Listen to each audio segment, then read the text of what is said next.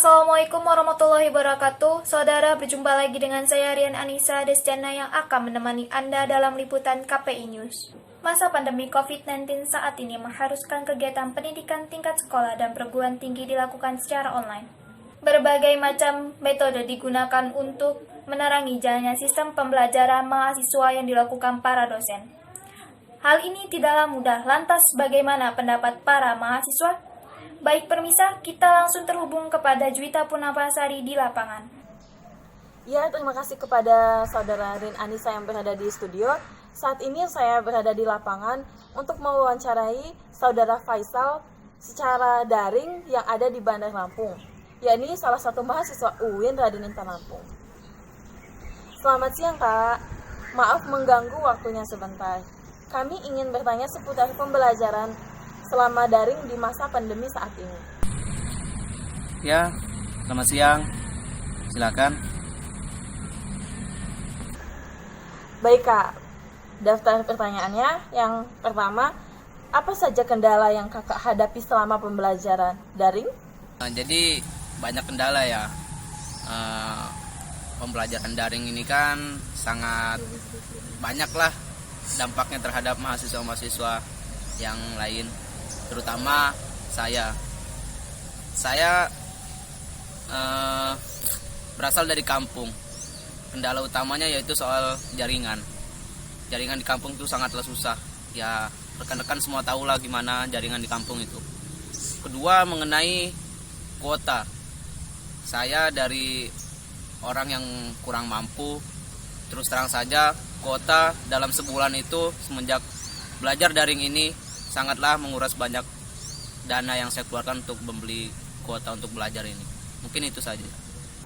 Yang kedua, apakah semua dosen mengajar dengan jelas dan menyenangkan selama pandemi saat ini?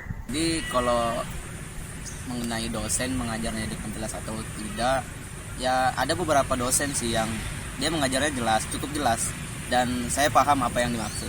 Tetapi ada juga dari beberapa dosen tuh yang metode belajarnya cukup monoton. Dia menggunakan metode seperti bercerita gitu. Jadi kita ini sebagai mahasiswa yang diajari dengan cara seperti itu ya terkesan gimana ya, kurang maksud lah, karena dia bercerita sepanjang 3 SKS. Kita itu sebagai mahasiswa, terus terang saya, pengalaman pribadi saya selama diajar dosen ini ya gimana, ngantuk jadinya, malahan kebanyakan yang nggak masuk dari yang diajari dosen tersebut. Jadi saya malah merasa kasihan gitu sama dosen yang sudah lama-lama menjelaskan, tetapi juga gimana kalau misalnya itu tidak masuk ataupun mahasiswanya tidak paham gitu. Terima kasih. Yang ketiga, apa saja software yang direkomendasikan dosen kepada mahasiswa untuk belajar daring? Nah, jadi software itu mungkin yang dimaksud seperti ini. Aplikasi yang digunakan dalam pembelajaran daring. Jadi aplikasi yang digunakan itu ada beberapa. Salah satunya yaitu Zoom, Google Meet, Classroom, dan satu dari UIN, dari Fakultas Dakwah tersendiri, yaitu e-learning.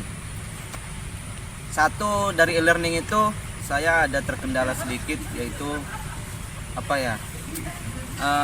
karena tadi yang saya bilang saya berasal dari kampung, sedangkan e-learning ini membutuhkan jaringan yang kuat lah. Jadi kalau menggunakan e-learning itu sangat sulit bagi saya yang di kampung, karena terputus-putus, terkadang tidak terdengar suaranya, videonya terputus-putus. Terus juga yang lebih efektif dari beberapa yang tadi saya sebutkan yaitu Google Classroom. Google Meet maksudnya. Jadi Google Meet itu lebih hemat kuota, terus juga lebih jaringan juga tidak membutuhkan jaringan yang terlalu kuat untuk memulai roomnya, memulai diskusi di dalam situ. Jadi ya saya cukup merekomendasikan Google Meet daripada yang aplikasi yang lainnya. Mungkin itu saja. Yang keempat, apa solusi yang tepat untuk pembelajaran daring ini menurut Kakak? Jadi solusi ya. Kalau solusi untuk pembelajaran daring ini mungkin ada dua hal sih untuk solusi ke dosen. Yang terutama lebih ditekankan lagi metode-metode yang digunakan untuk pembelajaran daring ini. Ya mungkin ini first time sih untuk kita semua, karena pandemi ini kan membuat semuanya itu rencana-rencana yang awal itu menjadi nggak terlaksana lah gitu. Jadi kita nggak menyangka-nyangka bakalan ada pembelajaran daring ini. Jadi ya untuk kedepannya mungkin solusinya untuk dosen ya lebih dimatangkan lagi dalam metode pembelajarannya, agar mahasiswa juga dapat lebih jelas dalam memahami materi yang disampaikan oleh dosen tersebut. Kemudian yang kedua yaitu untuk mahasiswa. Untuk mahasiswa itu lebih peka dan lebih perhatian lagi terhadap dosen yang sudah berjuang, sudah memberikan materi. Walaupun ya kita tahu lah, mungkin ada beberapa yang tidak maksud dari apa yang dijelaskan dosen itu, tapi setidaknya kita ada menghargai sedikit perjuangan dari beliau ini yang menjelaskan materi kepada kita. Terima kasih. Yang kelima, apa pesan kakak yang ingin disampaikan untuk dosen di fakultas kakak? Ada dua hal sih untuk solusi ke dosen. Yang terutama lebih ditekankan lagi metode-metode yang digunakan untuk pembelajaran daring ini. Ya mungkin ini first time sih untuk kita semua, karena pandemi ini kan membuat semuanya itu rencana-rencana yang awal itu menjadi nggak terlaksana lah gitu. Jadi kita nggak menyangka-nyangka bakalan ada pembelajaran daring ini. Jadi ya untuk kedepannya mungkin solusinya untuk dosen ya lebih dimatangkan lagi dalam metode pembelajarannya, agar mahasiswa juga dapat lebih jelas dalam memahami materi yang disampaikan oleh dosen tersebut. Kemudian yang kedua yaitu untuk mahasiswa. Untuk mahasiswa itu lebih peka dan lebih perhatian lagi terhadap dosen yang sudah berjuang, sudah memberikan materi. Walaupun ya kita tahu lah, mungkin ada beberapa yang tidak maksud dari apa yang dijelaskan dosen itu, tapi setidaknya kita ada menghargai sedikit perjuangan dari beliau ini yang menjelaskan materi kepada kita. Terima kasih. Terima kasih. Selanjutnya Rizky Novianti akan melaporkan langsung dari Banten untuk menanyakan langsung kepada salah satu mahasiswa yang ada di Banten. Terima kasih kepada Juwita Punamasari. Baik pemirsa, kita terhubung kepada Rizky Novianti yang melamporkan langsung dari Banten. Baik Rizky, bagaimana di sana? Baiklah, saya Rizky Novianti. Terima kasih kepada Rin Anissa yang berada di studio. Saat ini saya berada di salah satu rumah mahasiswa, tepatnya di Kampung Sempuh, Desa Mangkunegara, Kecamatan Bojonegara, Kabupaten Serang, Provinsi Banten, untuk menanyakan perihal pembelajaran daring pada mahasiswa Universitas Islam Negeri di masa pandemi ini. Saat ini saya sudah bersama salah satu narasumber mahasiswa Universitas Islam Negeri Raden Intan Lampung, yaitu Kak Hilda Maulida. Kepada Kak Hilda Maulida. Iya, dengan saya sendiri.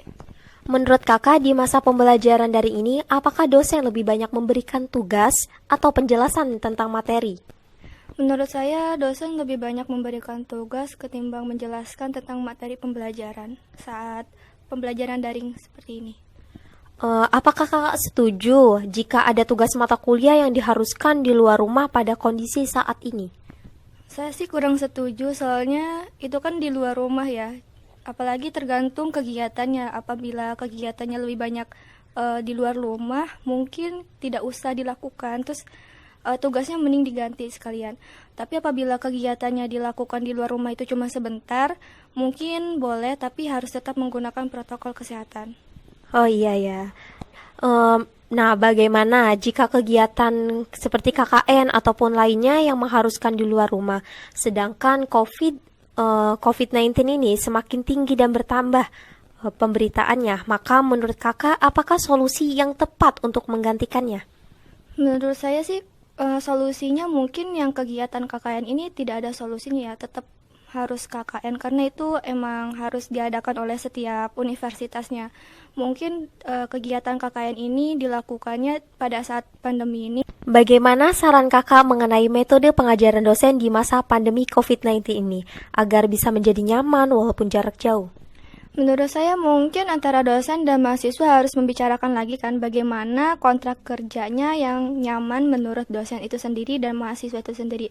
Kemudian untuk dosen mungkin harus memodifikasi lagi bagaimana materi pembelajarannya agar lebih fleksibel untuk dipahami bagi mahasiswanya. Apa pesan-kesan kakak mengenai pembelajaran daring ini kepada dosen?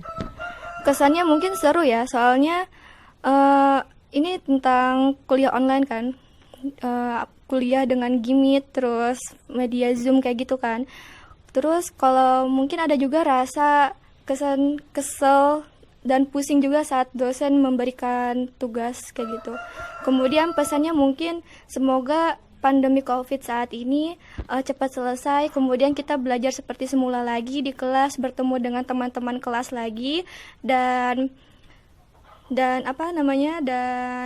belajar tatap muka langsung dengan dosen, karena menurut saya belajar tatap muka langsung lebih efektif daripada belajar daring seperti ini. Terima kasih Kak Hilda Maulida sudah memberikan waktunya untuk memberikan informasi mengenai pembelajaran daring ini. Baiklah, itu saja laporan yang saya sampaikan. Kembali ke Rin Anissa di studio.